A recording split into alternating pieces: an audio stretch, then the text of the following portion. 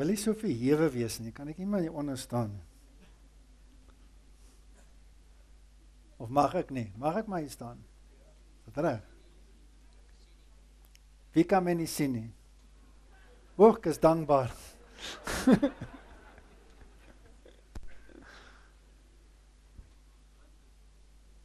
Isak,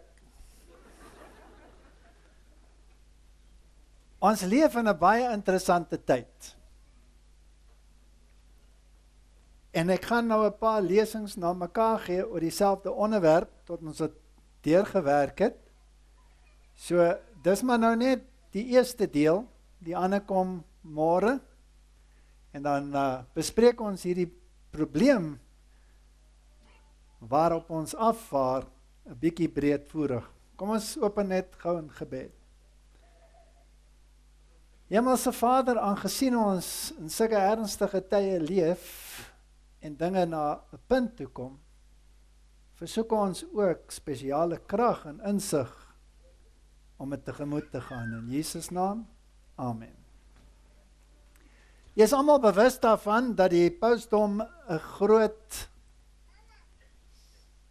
beweging aan die gang gesit het om die kerke almal weer by mekaar te bring. En dit lyk vir my die Suid-Afrikaners kan nou net nie hulle vingers uit die evangelie laat neem. Hulle is weer betrokke, en julle het seker almal die video gesien van Biskop Palmer, wat die paus as sy persoonlike mentor het, wat met die evangelikale kerke hierdie ding aan die gang gesit het. Kan ek net sien wie dit nie gesien nie? So die meeste van julle het dit gesien en dis goed. Maar ons verstaan nie noodwendig die implikasies daarvan nie, want in daardie versoek het die paus 'n oproep gemaak dat die res van die broeders wat nie brood het nie, tog na Egipte moet kom waar hulle broers sal ontmoet wat wel brood het. Natuurlik is dit 'n interessante sinspeling. En dan het Biskop Palmer voorgelees die gemeenskaplike verklaring oor regverdiging deur die geloof, wat onderteken is deur die Romeinse Katolieke Kerk, die Lutherse Kerk en later die Methodiste Kerk. En terwyl hy dit voorlees, klink dit so wonderlik. En die evangelikale staan toe op en Kenneth Copeland praat toe somme in tale met die paus.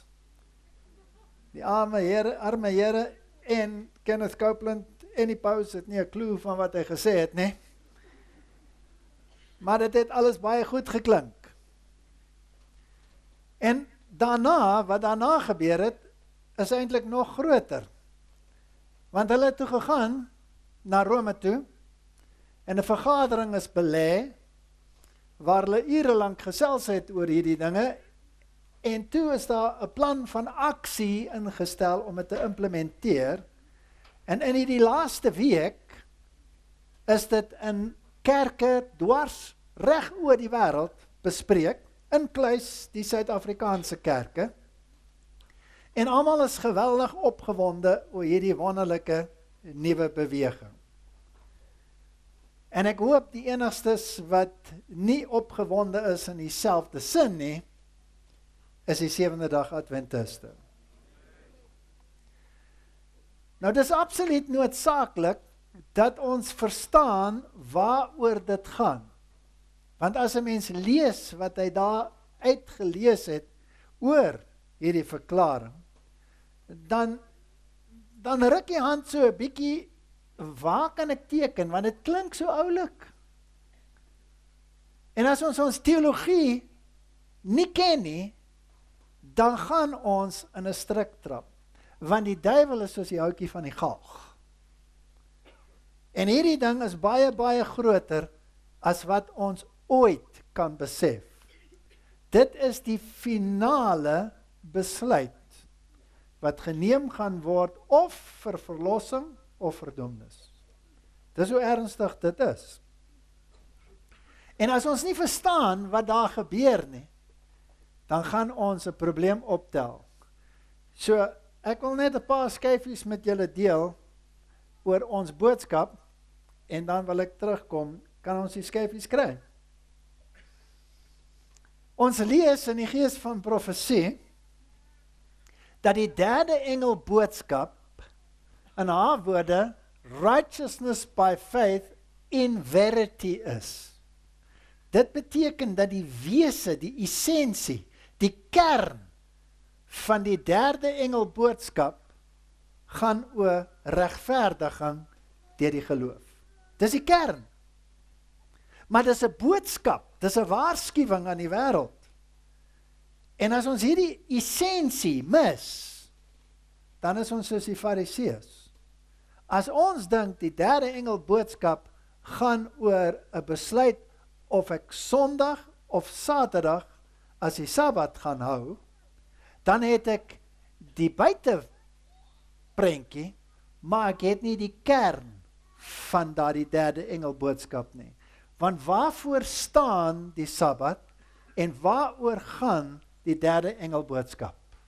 Nou my skyfies is nog in Engels, maar ons praat maar Afrikaans, is dit reg met julle? In Filippense lees ons dat ons nie ons eie geregtigheid moet hê nie, wat van die wet afkom nie, maar dat hierdie geregtigheid wat ons op aanspraak maak, iets is wat buite ons is, wat 'n geskenk is van God. En die Engels sê, and be found in him not having mine own righteousness, which is of the law, but that which is through the faith of Christ, the righteousness which is of God by faith. Nou ons praat ook baie van regverdigmaking deur die geloof. En dit is eintlik katholieke leerstelling. Daar is nie so 'n ding nie. Dis regverdiging deur die geloof. Ons sal net nou sien hoekom dit so is. Nou die groot krisis is dat dit wat die arme protestante, die Lutherse kerk en die Methodiste kerk onderteken het niks te maak met regverdiging deur die geloof nie. Hulle het iets onderteken wat lyk asof dit regverdiging deur die geloof is, maar in essensie is dit iets heeltemal anders. En ons moet hierdie verskil verstaan. En dan moet ons hierdie waarskuwing aan hulle rig, want as hulle voortgaan daarmee, gaan hulle verlore wees. Dis hoe ernstig dit is. En as ons die pen optel en sê, maar dit klink baie goed, waar kan ons teken? Dan teken ons geboortereg weg. Dan is ons soos Esau, wat dit wegteken. Ons platform, sê die gees van profesie, is die geregtigheid van Christus. Dis ons platform. Jy weet, ons maak baie van die wet. En die wet, ja, die wet is deel daarvan, want dit is die karakter van God. Maar wat is die essensie van hierdie saak? As ons kyk na Jesaja, dan sien ons wat die taak van die Heilige Gees was, selfs in hierdie messiaanse voorspelling van wat met Jesus sou gebeur. En die Gees van die Here sal op hom rus. The Spirit of the Lord shall rest upon him. Dit is 'n gees van wysheid, en hierdie gees sluit nie jou verstand uit nie, dit inkorporeer jou verstand. Dit is 'n gees van onderrig, van mag, van kennis en vrees van die Here. Dis nie 'n gevoel nie. Die Gees van die Here sluit nooit die kognitiewe uit nie, want die kognitiewe is die filter waardeur alles moet geskied. En dan, as ek dit verstaan, dan kan ek die geregtigheid van Christus verstaan, en dan kan ek oordeel. So hierdie dinge moet ons mooi verstaan. Nou kom ons kyk na die derde engelboodskap. Openbaring 14 vers 9. Gaan nou maar in Engels lees. And the third angel followed them, saying with a loud voice, If any man worship the beast and his image, and receive his mark in his forehead or in his hand, the same shall drink of the wine of the wrath of God, which is poured out without mixture into the cup of his indignation, and he shall be tormented with fire and brimstone in the presence of the holy angels and in the presence of the Lamb, and the smoke of their torment ascendeth up forever and ever, and they have no rest, day or night, who worship the beast and his image, and whosoever receiveth the mark of his name. Here is the patience of the saints. Here are they that keep the commandments of God and the faith of Jesus. Dit klink soos 'n verskriklike, verdoemende boodskap. As jy die merkteken van die dier aanvaar, dan gaan jy die toorn van die Here, wat 'n vernietigende toorn is, bespeer, sonder genade, geen genade nie, en jy gaan totaal uitgewis word. En daar is geen rus nie. Nou waarvoor staan die Sabbat?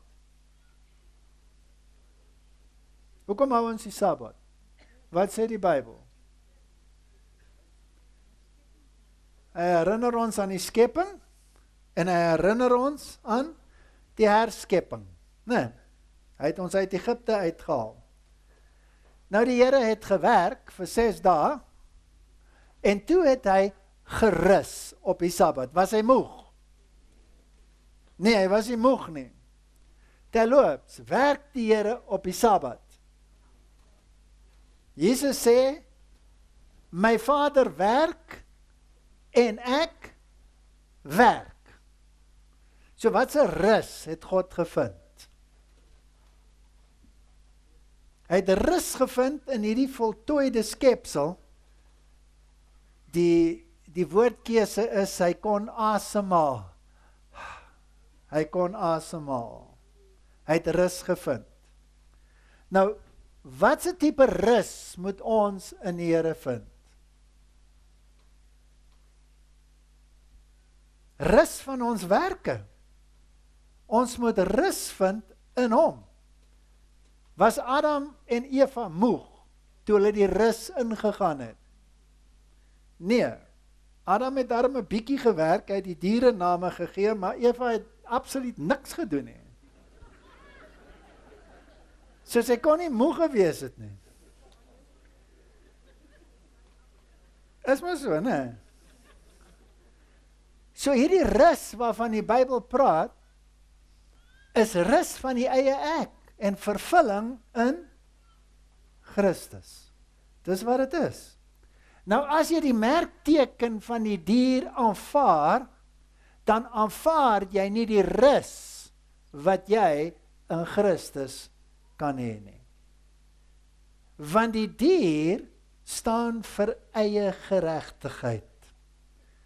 En geloof staan vir 'n geregtigheid wat 'n geskenk is deur skepping en herskepping, waar ek niks kan byvoeg nie. Ek word nie gered deur my werke nie, omdat ek 'n goeie Adventis is wat al die gebooie probeer hou nie. Ek word gered op grond van sy geregtigheid wat aan my toegereken word, nie deur my verdienste nie, maar deur sy verdienste. Dis rus.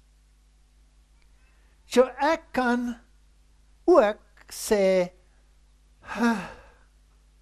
want as ek na my eie probeerslae kyk, dan faal ek maar, en ek kan mismoedig raak, is dit nie so nie? Maar die Here sê, kom rus in my. So hierdie boodskap gaan oor die rus.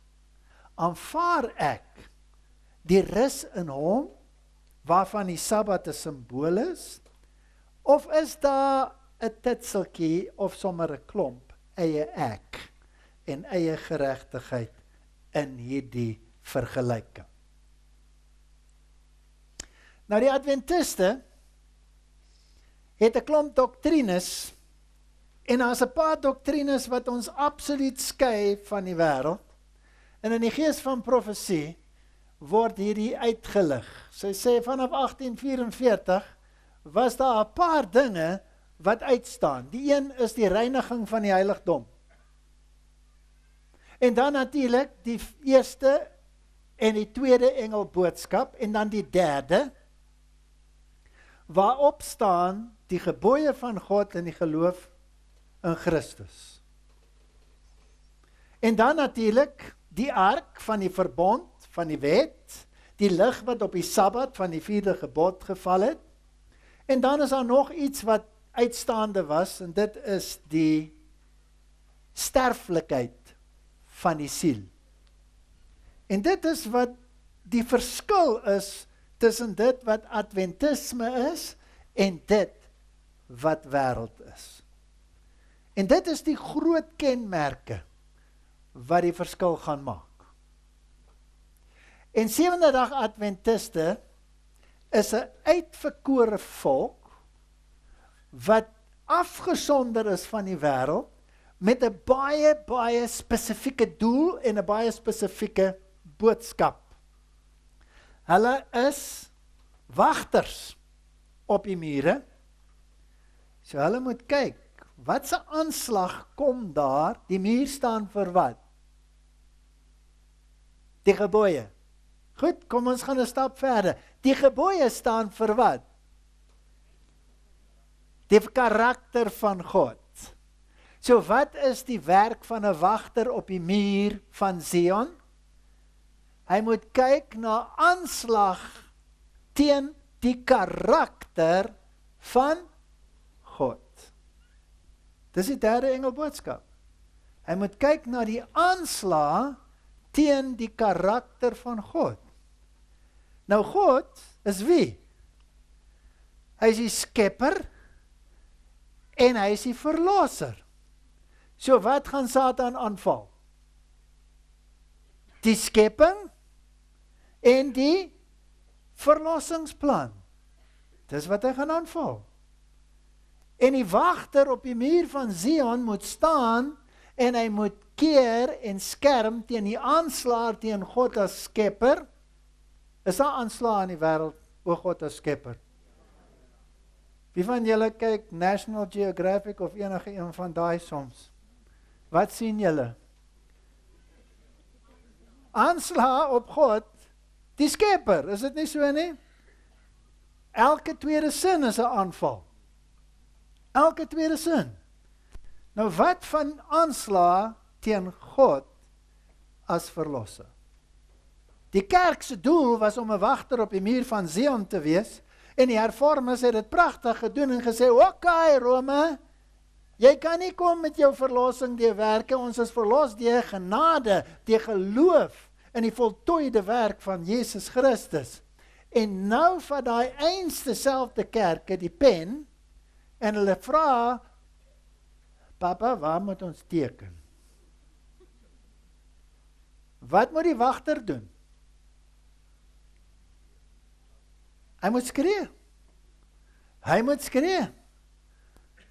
Hulle het so 'n belangrike werk, hierdie 3 engelboodskap. Hulle mag nie dat enige iets in die pad daarvan kom nie. Natuurlik, die gebooie van God is kern daarvan. Paulus het daarvan gepreek in Romeine en hy het gesê die wet is goed en so voorts. En dan die groot vraag in hierdie hele verlossingsplan is, was dit nodig vir Christus om te sterf? Sy sê, the very fact that it was necessary for Christ to die in order to atone for the transgressions of that law proves it to be immutable. So die dood van Christus is absoluut gekoppel aan die wet. Is julle met my? Want as daar nie 'n wet was nie, dan was daar nie 'n oortreding nie. En as daar nie 'n oortreding was nie, dan was daar ook geen noodsaaklikheid vir geregtigheid wat moet geskied nie. So die dood van Christus is gekoppel aan die wet en spesifiek die oortreding van die wet.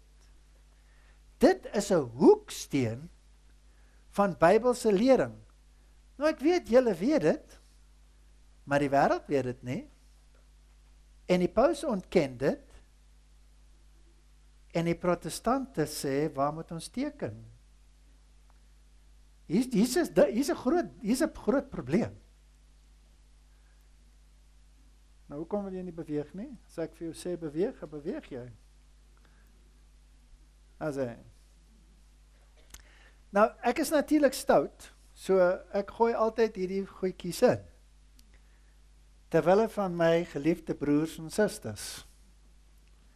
Health reform, the right arm of the third angel's message.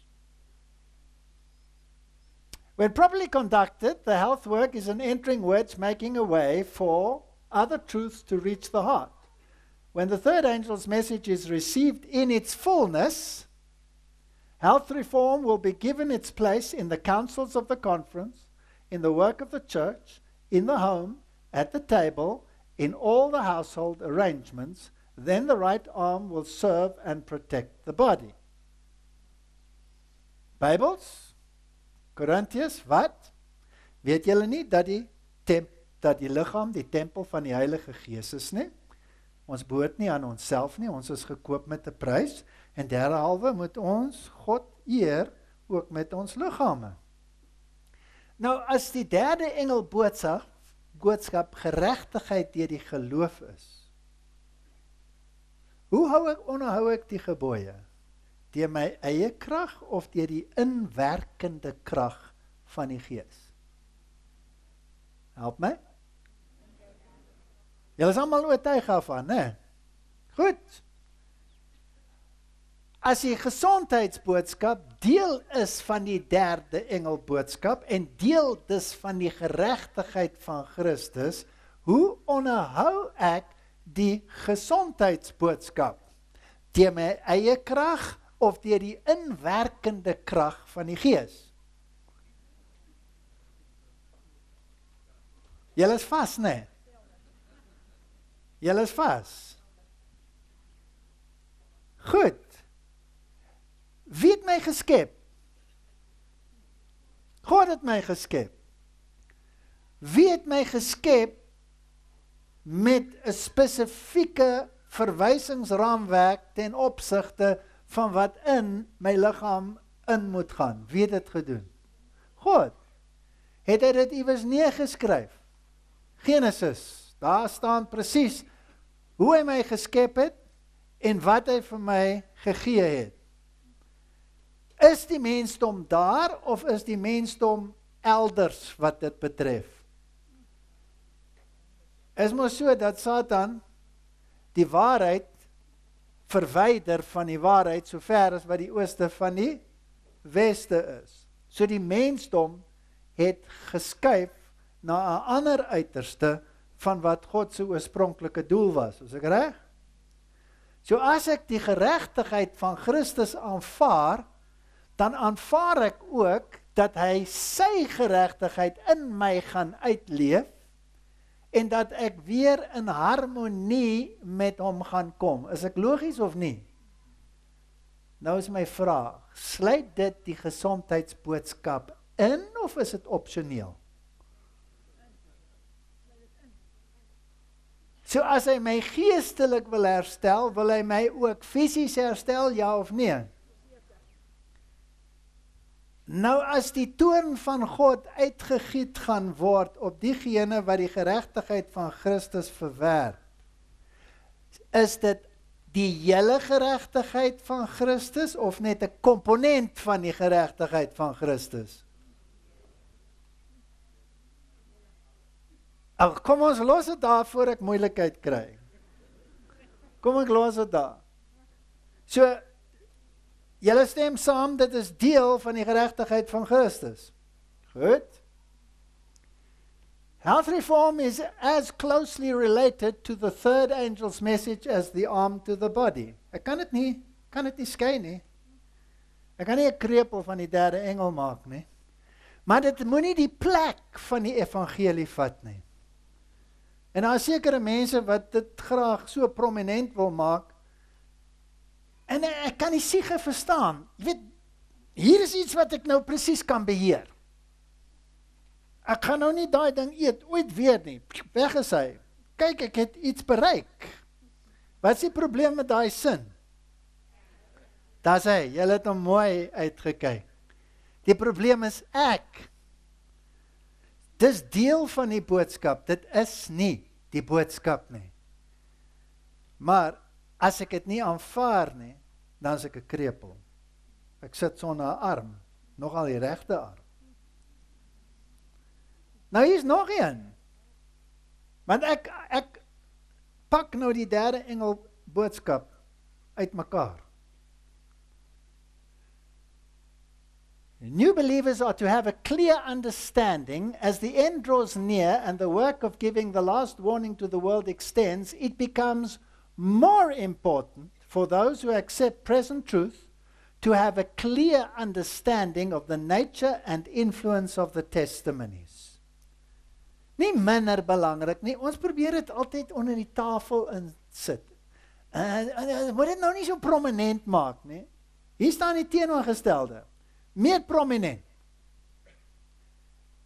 And the influence of the testimony which God in his providence has linked with the work of the third angel's message from its very rise. So deel van die derde engel boodskap is die gesondheidsboodskap.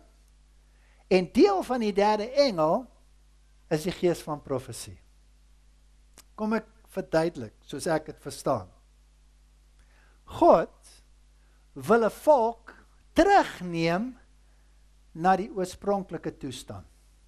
Reg? Maar ons is in alle opsigte so ver verwyderd van die oorspronklike toestand soos die ooste van die weste.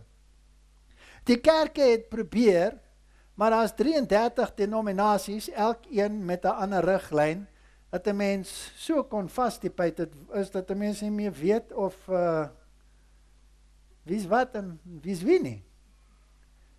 Nou hier kom God en hy sê, as ek my volk versamel, wil ek graag hê dat hulle hierdie dinge duidelik verstaan. En dit wat miskien nie so duidelik was nie, gaan ek absoluut kristalhelder maak. En hier, skryf neer wat ek wil hê in verband met hierdie Bybelvers, daai Bybelvers, hierdie. Wat beteken dit alles? Nou gee hy vir ons 'n pakket en 'n rigsnoer. As ek sê ek wil dit nie hê nie, wat sê ek? Ek verwerp dit, en wat verwerp ek dan? Die geregtigheidsbeginsels wat hy in my wil installeer, deur sy geregtigheid. Sien met my? So selfs die gees van profesie, wat duidelike riglyne is 'n geskenk van God om vir ons te wys waarheen hy met ons op pad is. So die gees van profesie vorm deel van die derde engels boodskap. The sacrifice for the sins of the whole world. It presented justification through faith in surety. It is the third angel's message in verity. So die derde engel gaan nie net oor jy hou die gebooie van God of jy hou die gebooie van die mense nie. Jy aanvaar die simbool van die Sabbat as jou teken dat jy God se gesag aanvaar teenoor die teken dat jy die pauslike gesag aanvaar. Dit is die boodskap in letter. Maar die gees daarvan is baie dieper. Want as ek die Sabbat hou, dan sê ek vir die hele wêreld, ek vind rus in God se werke van skepping en herskepping. En omdat ek rus vind in sy werke, met die klem op sy, laat ek hom toe om my te verander in sy beeld deur sy werke. Is dit duidelik? Nou is dit nie 'n wettiese Sabbat wat ek hou nie, maar 'n geregtigheid deur die geloof Sabbat, wat die hele pakket insluit. Inkluis gesondheid, want dit het te maak met hoe hy my geskep het. Is dit duidelik? Goed. Nou die 10 gebooie. The principles of the commandments existed before the fall, and they were of a character suited to the condition of a holy order of beings. After the fall, the principles of these precepts were not changed, but additional precepts were given to meet man in his fallen state. A system was then established requiring the sacrificing of beasts to keep before fallen man that which the serpent made Eve disbelieve, that the penalty of disobedience is death. The transgression of God's law made it necessary for Christ to die as sacrifice. Ek herhaal het weer en weer. Die oortreding van die wet het dit noodsaaklik gemaak dat Christus vir my sterf. Ek was dood in my oortreding. Ek kan nie herleef nie. Ek kan nie reis uit my dooie toestand uit nie. Ek was nie verantwoordelik vir die toestand waarin ek was nie, maar ek het gesit met die toestand. Wie is daai man wat daai mooi voorbeeld gegee het? Ek kan nie sy naam nou onthou nie. 'n mediese dokter.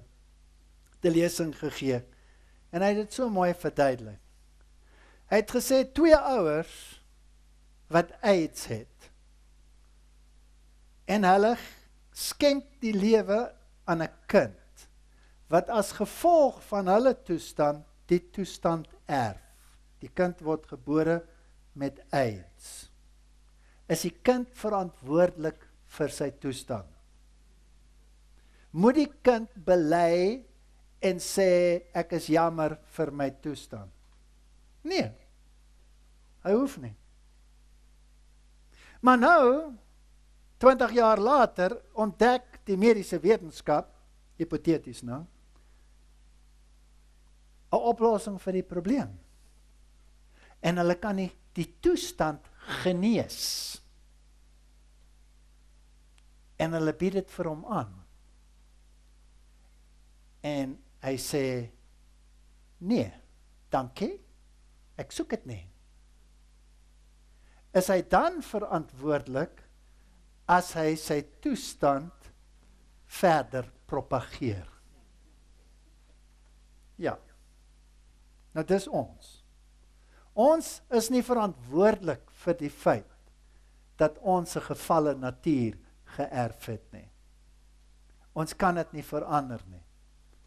Maar hier is iemand wat sê, ek het 'n oplossing vir die probleem. In my kan jy lewe kry sonder daardie siekte. En ek weier dit. Wat weier ek dan? Dan weier ek die oplossing. Die karakter van Christus. So Christus moes sterf, want net hy het lewe in homself. Net hy kan dit neerlê en die prys van die oortreding betaal.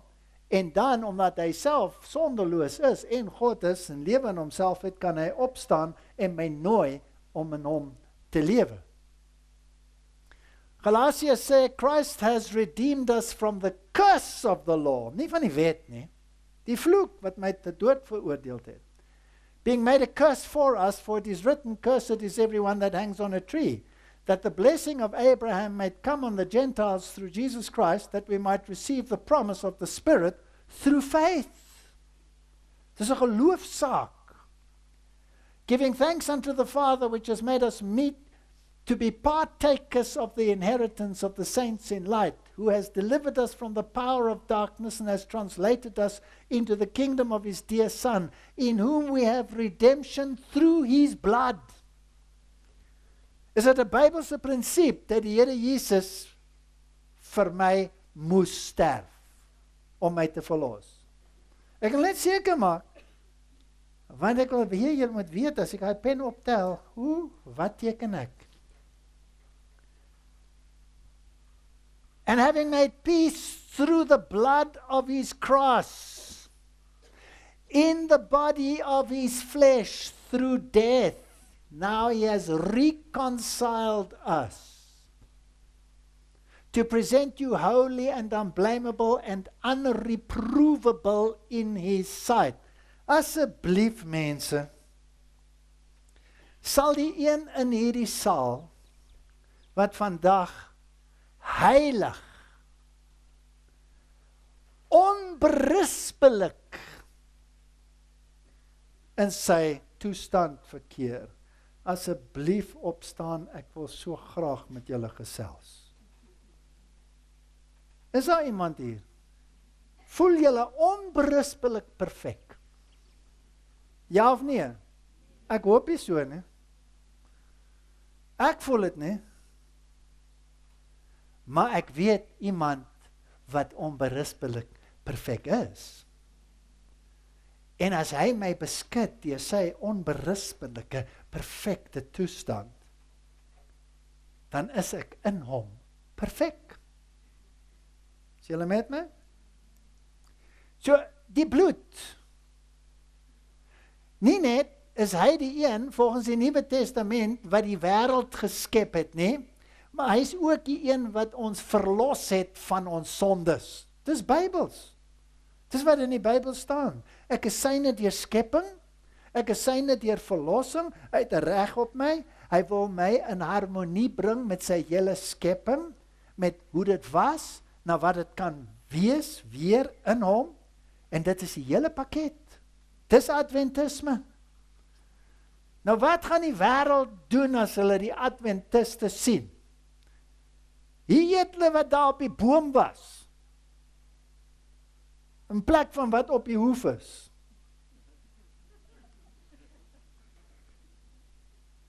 Hier sê hulle, ons moet die gebooie van God bewaar, en ons moet daai man van sonde ignoreer. Ons moet die skepping en die herskepping onthou deur die Sabbat, as 'n simbool te wys. As hulle dit nie wil doen nie, wat moet hulle sê vir julle? Julle is wetties. Hulle het nie 'n keuse nie. Hulle moet of erken, julle is reg, of hulle moet sê, julle is wetties. Julle is wetties. As jy 'n ander manier nie. OK? Wag, ek wil nou teruggaan na daai ene toe. Ek dink sukkel 'n bietjie met die afstand, maar ons sal sy saak van werk. Die toorn van God. Ons moet hierdie toorn mooi verstaan, mense, dat dit alles te maak met hierdie gesprek tussen die paus en die kerke op die oomblik. So ek gaan nou eers 'n fundament skep, voordat ons die teologie, wat hier ter sake is, aanpak. God so loved the world that he gave his only begotten Son, that whosoever believes in him should not perish, but have everlasting life. These words show us why God's wrath descended on his only begotten Son. Why the innocent suffered for the guilty, and why the just bore the punishment wholly due to the unjust. Jesus came to bear the penalty of man's transgression, to uphold and vindicate the immutability of the law of God and the rectitude of his government. Hy het gekom om alles te herstel. En die toorn van God het op Christus geval. Vraag: het God sy seun gehaat en besluit hy gaan hom voeter? Nee. Want die teks sê, so lief het God die wêreld gehad. Jesus sê, ek en die Vader is een. So op wat het die toorn dan geval, as dit nie op die persoon van Jesus was nie? Op die sonde. Op die sonde. Dis waar op die toorn geval het. En nou, as gevolg daarvan, is die prys van die sonde betaal, geregtigheid het geseëf hier, en genade kon uitgedeel word. So, geregtigheid en genade het mekaar gesoen by die kruis. Dis die verlossingsplan. So die wet is 'n baie belangrike komponent. Die liefde van God is 'n baie belangrike komponent. Hy het gekyk na sy kinders wat AIDS het. Hy het nie vir hulle gesê, julle slegte kinders, julle het almal AIDS. Hy het gesê, ek wil die probleem vir julle oplos. Maar julle het dit geërf. Ek gaan die oplossing vir julle gee. Maar dit gaan my lewe kos. En dan gaan ek dit vir julle aanbied. En ek is die bombeskutting. En dan, wanneer aan die einde die toorn van God uitgegiet gaan word oor sonde, het ek vir julle 'n skuiling. Kom sit in die bomskuiling. Kom sit in my geregtigheid. Want as julle deur my geregtigheid bedek is, dan gaan die toorn van God wat sonde gaan vernietig op hierdie planeet, geen invloed op julle hê nie. Kom sit in die bombeskutting, asseblief. En ek sê, hou jou bombeskutting, ek stel nie belang nie. Wat gaan dan gebeur? Dan moet ek maar vernietig word deur die toorn van God, want ek klou mos nou aan my sonde, ek wil dit nie prys gee nie. So dis die verlossingsplan. Dis hoe hy werk. Christ had entered upon the work of becoming man's redeemer. Christ was to take the wrath of God, which in justice should fall upon man. He became a refuge for man. 'n bombeskutting. Dis Adventiste teologie. God is nie 'n God van wraak en toorn en haat en vernietiging nie, en ek sal jou reg sien boet. Hy is 'n God van liefde, en hy sien die toestand, en hy skep die oplossing. So that he that believes on the Son has everlasting life, and he that believes not the Son shall not see life, but the wrath of God abides in him. En die twee woorde hier is effens verskillend. Pisteuo en die ander een is apiteo. Die een is hy wat glo in God, en hy wat nie glo of ongehoorsaam is aan God. En sommige Bybels vertaal dit as ongehoorsaam aan God. As ek in hom glo, dat hy my bedek in my toestand, en dat hy in my werk, dan gaan ek gered word. To break down the barrier that Satan had erected between God and man, Christ made a full and complete sacrifice, revealing unexampled self-denial. He revealed to the world the amazing spectacle of God living in human flesh and sacrificing himself to save fallen man. What a wonderful love. As Christus hierdie liefde getoon het, dan het God die Vader mos dieselfde liefde getoon in sy seun, ja of nee? Maar die katholieke teoloog sê, as God sy toorn op Christus uitgegiet het, dan moet ons die seun lief hê, maar ons moet die Vader haat. Dit is so 'n verwronge idee van die Godheid. En iemand moet dit regstel, een of ander wagter moet gaan staan. So 6 days shall your work be done, but on the 7th day there shall be to you a holy day, a Sabbath of rest to the Lord. Whosoever does work therein shall be put to death. skrik my dood vir hierdie God. Maar oorgeset synde, kan ons eintlik sê, 6 dae moet jy werk en al jou arbeid doen, maar die 7de dag is 'n heilige dag. Op daardie dag kan jy rus vind in die voltooide werk van God.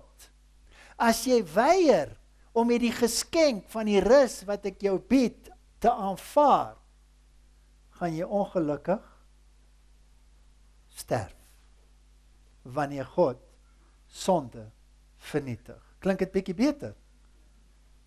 Dis eintlik wat dit sê. Maar dit sê dit net op 'n manier waar mense wat die karakter van God nie verstaan nie, dit kan aangryp om God daar te stel as hierdie wraaksugtige, bose wese. Romeine, hy sal jou bedek, en Romeine praat hier van die woord atonement in die Engels. And not only so, but we also join God through our Lord Jesus Christ, by whom we have now received the atonement. Al die ander vertalings praat van reconciliasie, regstel. Maar die King James gebruik daar die woord atonement. Reconciliasie kan 2 partye wees wat man van mekaar verwyders, wat 'n ooreenkoms aangaan. Maar atonement beteken meer die een party wat alles doen om die partye by mekaar te bring. So is bietjie sterker vir my. Dis nie verkeerd reconciliasie nie, want dit is die eindproduk van die proses. Atonement beteken ook, as jy hom uit mekaar uithaal, at one ment. Ons is weer vereenselwig met God. Ons is weer een. Maar die woord wat hy daar gebruik vir atonement is hierdie Griekse woord katalage. En dis 'n fascinerende woord, want ons kry hom ook op 'n ander plek in die Bybel. So Romeine 5 sê, being justified by faith, we have peace with God through our Lord Jesus Christ, by whom we have access by faith into this grace wherein we stand and rejoice in hope of the glory of God. En Paulus, sê hierdie teoloog, gebruik hier 'n spesifieke grammatika. Ons lees dit hier. Hy skryf, here Paul uses a perfect passive verb to describe a completed justification. Therefore, having been justified by faith, we have peace with God through our Lord Jesus Christ. The perfect passive in Greek denotes a past event which has an abiding result. So, Christus het iets gedoen en hy het dit aan my toegereken. Dit is 'n bevel. Dit is 'n juridiese stap. Ek is geregverdig in Christus. En dan het die groot woord propitiation. Whom God has set forth to be a propitiation. Die woord daar, halasterion. Through faith in his blood to declare his righteousness for the remissions of sins that are past. Nou, hierdie woord propitiation, halasterion, beteken 'n atoning victim, maar dit beteken ook the lid of the ark. Die genadestoel, die deksel, en dieselfde woord wat daar vertaal is, propitiation, word gebruik in Hebreërs, waar hy praat van hierdie genadestoel, wat die ark bedek. Dit is ook 'n halasterion. Dis 'n wonderlike beeld, mense. Die wet was binne in die ark. En die wet veroordeel my tot die dood toe. En om my te beskik van hierdie vloek van die wet, is die genadestoel wat uit suiwer goud was bo die ark. En dit stel Christus se versoening daar, en hy skerm my van die vloek van die wet. Adventiste moet die minste wettiese mense wees in die hele heelal. Ons moet die kern van die wet verstaan. Hy sal ons bedek, sê die psalmdigter. So hier is hierdie gedagte van die bombeskutting. Hierdie genadestoel wat my beskerm, soos 'n hen na kykens beskerm, teen die vloek van die wet. Nou net om seker te maak dat die protestante weet waaroor dit gaan, kom ons gaan na die Heidelbergse katekisme, en ons kyk, wat het hulle verklaar oor die geregtigheid van Christus? Waaroor praat ons, net om julle te herinner? Die derde engelboodskap. Die belangrikste boodskap van waarskuwing wat nog ooit aan die mensdom gerig is. Adventiste is toevertrou met hierdie boodskap. En die essensie van die boodskap, onthou, is geregtigheid deur die geloof. En ek het nou die Adventiste teologie, wat die Bybelse teologie is, probeer verduidelik. En die protestante, toe hulle ontstaan het presies dieselfde teologie gehad, want Luther het gesê die wet staan, Calvin het gesê die wet staan, Wesley het gesê, ek kan nie 'n oomblik sonder die wet nie, want die wet stuur my na Christus en Christus stuur my na die wet. Hulle het 'n dag verkeerd gehad, maar hulle die essensie het hulle reg gehad, reg of verkeerd. Nou kom ons kyk na die Heidelbergse katekisme. Question: How art thou righteous before God? So terloops, die Heidelbergse katekisme is maar basies Luther en Melanchthon se denke op papier. Answer: only by a true faith in Jesus Christ, so that though my conscience accuse me that I have grossly transgressed all the commandments of God and kept none of them, and am still inclined to all evil, ek het nog 'n gevallen natuur en 'n gevallen neiging, notwithstanding God without any merit of mine, but only of mere grace, grants and imputes to me the perfect satisfaction, righteousness and holiness of Christ. Even so, as it is, as if I never had nor committed any sin, yea, as if I had fully accomplished all that obedience which Christ has accomplished for me, inasmuch as I embrace such benefit with a believing heart. Kan ek dit onderteken? Julle is bang, né? Waar is my pen? Ek gaan teken. Ek het nie 'n probleem nie. Ek sal teken. Want dit is reg. Dis wat die kerk, die protestantse kerk, geglo het. Dis wat hy geglo het. En dit is wat 'n oorblyfsel van die oorspronklike nog steeds moet glo. Dis Bybels. Maar o wee. Dis wat Martin Luther gedink het. Martin Luther maintained that this truth was the difference between a standing and a falling church. If a church upholds the truth of justification by faith alone, then in Luther's judgment it was a standing church. If they did not, then it was falling.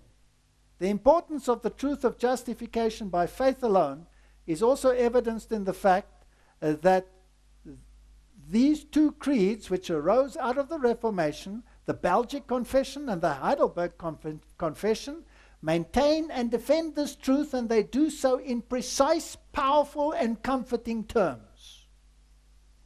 Dit was protestantse geloof. Dit was die geloof van die vroeë protestantse kerk.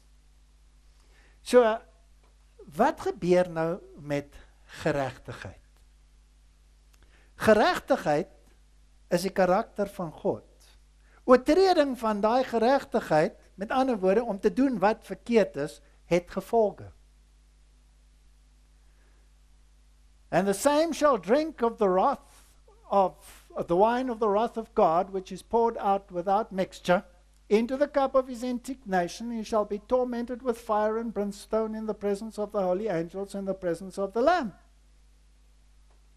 For the Lord, says Isaiah, shall rise up on Mount Perazim, he shall be wroth as in the valley of Gibeon, that he may do his work, his strange work, and bring to pass his act, his strange of foreign act.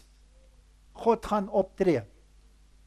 God gaan almal wat die geskenk van die verlossing verwerp, omdat hulle weier om hom toe te laat om sy werke in hulle te verrig, om hulle weer in harmonie te bring met die verlossingsplan en die skepingsplan. Gaan hy moet vernietig, anders te gaan daar ewige disharmonie in die hemel wees. Dis die derde engel boodskap. Dit gaan oor geregtigheid deur die geloof en deur niks anders nie. Wil God die mense vernietig? Say unto them, as I live, says the Lord, I have no pleasure in the death of the wicked, but that the wicked turn from his way and live. Turn ye from your evil ways. For why will you die, O house of Israel? Ek het alles in my vermoë gedoen om die pad vir julle oop te maak. Ek het 'n bombeskutting gebou, wat plek het vir almal. Kom, wil jy? Seek the Lord while he may be found. Turn from your ways. Die Bybel is vol daarvan. Why will you die, O house of Israel? Ek wil nie hê dat julle moet sterf, nie? For the promise that he should be heir of the world was not to Abraham or his seed through the law, but through the righteousness of faith. Dis geloof. Ons is almal gered deur genade. Maar die vrugte, so terloops, vrugte groei op 'n boomstam. Kan 'n boomstam op sy eie vrugte voortbring, ja of nee?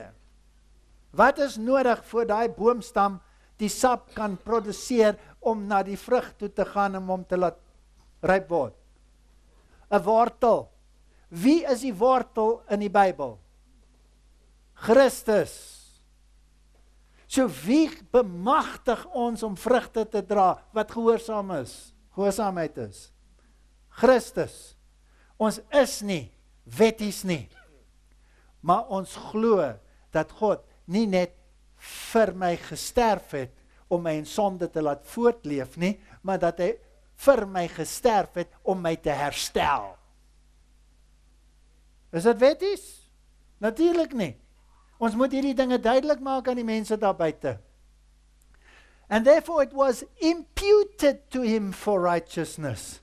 Ons het 'n toegerekende geregtigheid. Dis 'n wettiese uitspraak. Ek bedek jou. Jy wat 'n sondige natuur het, kom ek bedek jou. En dan 'n toebedeelde geregtigheid. Laat my toe om my karakter in jou uit te leef. Al wat jy moet doen is sê, doen dit Here, ek gee permissie. Dis al. Jy kan niks anders daaromtrent doen nie. Voluntarily our divine substitute bared his soul to the sword of justice. Is almal hier seker hoekom Jesus vir my gesterf het en vir julle gesterf het? Verstaan ons dit almal? Verstaan ons almal dat ons geen eie geregtigheid het nie? Verstaan ons almal dat selfs ons goeie werke, sy werke in my is of in ons is, ja of nee? Verstaan ons almal dat sy dood noodsaaklik was om geregtigheid heens die vloek van die wet te laat geskied, ja of nee? OK, dan is ons Adventiste. Dan is ons op dieselfde bladsy. En die Heidelberg Katekisme sê, die protestante, behalwe vir 'n dingetjie of twee wat hulle nog nie so lekker gehad het nie, was op dieselfde bladsy, né? We may rest upon God not because of our own merit, but because of the righteousness of Christ is imputed to us. Daar is die gees van profesie. Nêrens is daar 'n wettiese tikkie of titel nie. Neither by the blood of goats and calves, but by his own blood he entered in once and for all. Without the shedding of blood, there is no remission of sins. Is julle absoluut seker dat Christus vir ons gesterf het? En dat daar geen ander oplossing was vir die sondeprobleem nie, sonder om geregtigheid te verkrag nie. Is julle almal met my? Okay. Jy hoef nie al dit te lees nie. Goed. Ek gaan net 'n paar minute nog afstaan om hierdie ding nou aan julle voor te stel. Dat ons baie mooi moet verstaan wat die verskil is tussen Katolicisme en ware protestantse geloof. Want as ons dit nie verstaan nie, dan gaan ons saam met hierdie stroom loop en ons gaan die merkteken van die dier ontvang. The Roman Catholic view of atonement, in contrast to the rest that we find in the completed work of Christ through the atonement, of which the Sabbath is the sign or mark, dis maar my gedagtes wat ek hier neerskryf, as it implies acknowledgement of his ownership through both creation and redemption, Roman Catholicism presents another mark of allegiance, which the Bible terms the mark of the beast. Seventh-day Adventism and Catholicism are thus irrevocably irreconcilable with regard to these issues. Catholic atonement takes into account the teachings of the Fathers and blends them into a unified whole based on tradition. So in the Rooms-Katholicisme kan hulle nie die uitsprake wat ons in die Bybel gelees het op hulle eie vat, nie? Hulle moet dit wat die kerkvaders gesê het, byvoeg, en het in 'n blender sit, die pap bedien. Nou kom ons maak net seker, want mense sê altyd, daai ou, hy preek teen Katolicisme, kan hy nie 'n bietjie meer oor die liefde preek nie?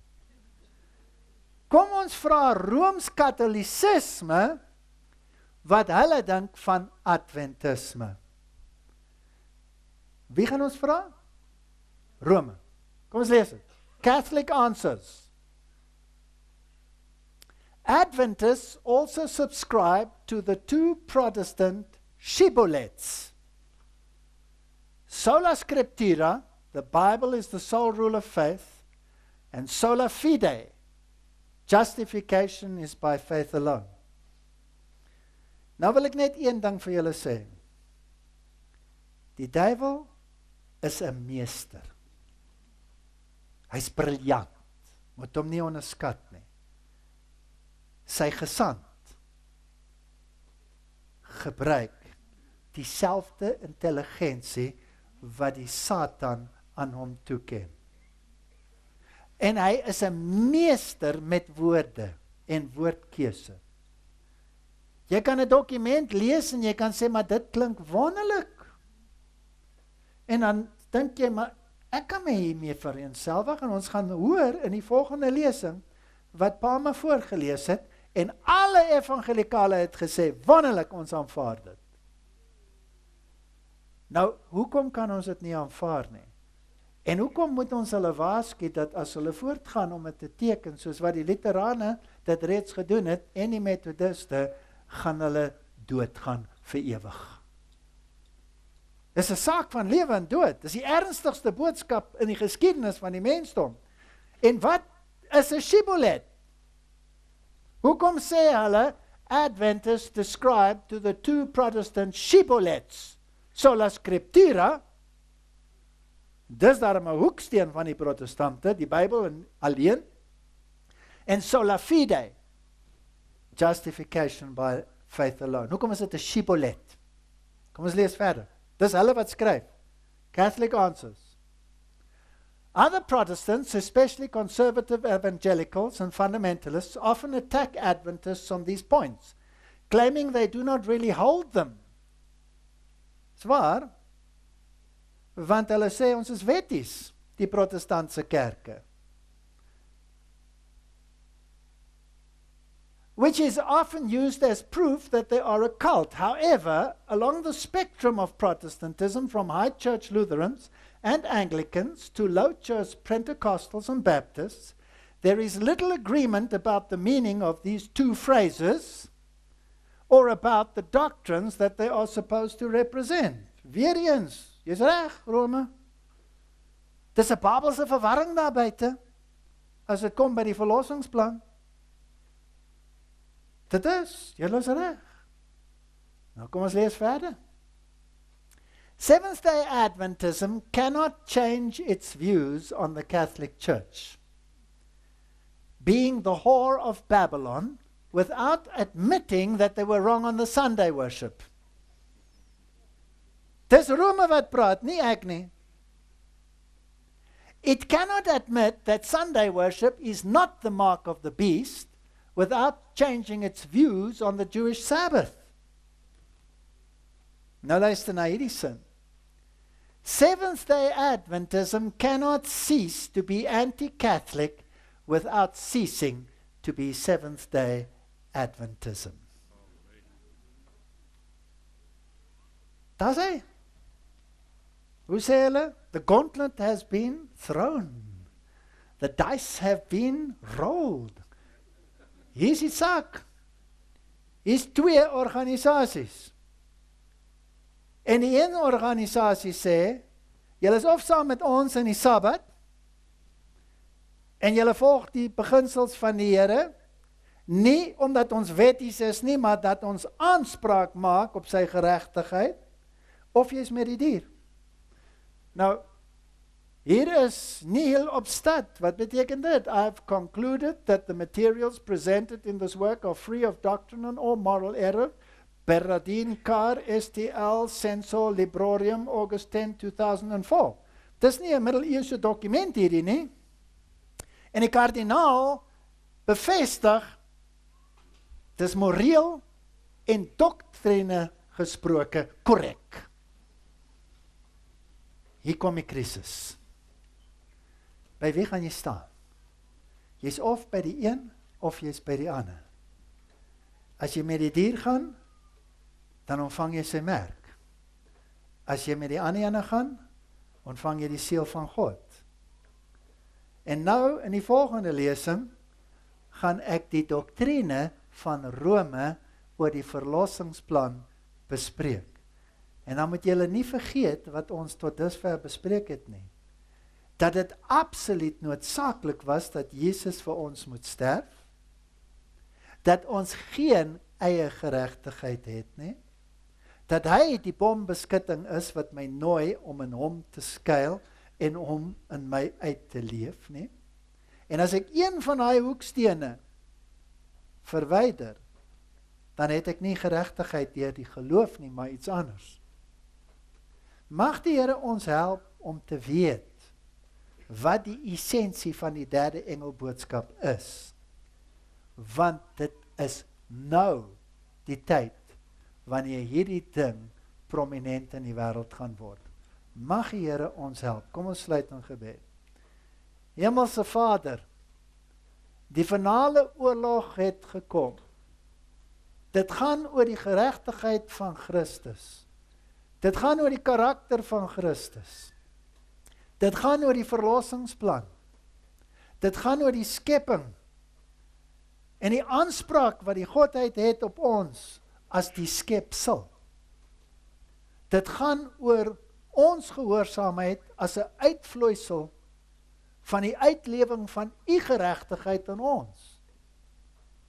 Mag dit wees dat ons hierdie boodskap aan die wêreld verkondig, sodat hulle dit kan verstaan en terugtreë van die randjie van die afgrond waarop die wêreld nou staan, om hulle ewige verderf te onderteken.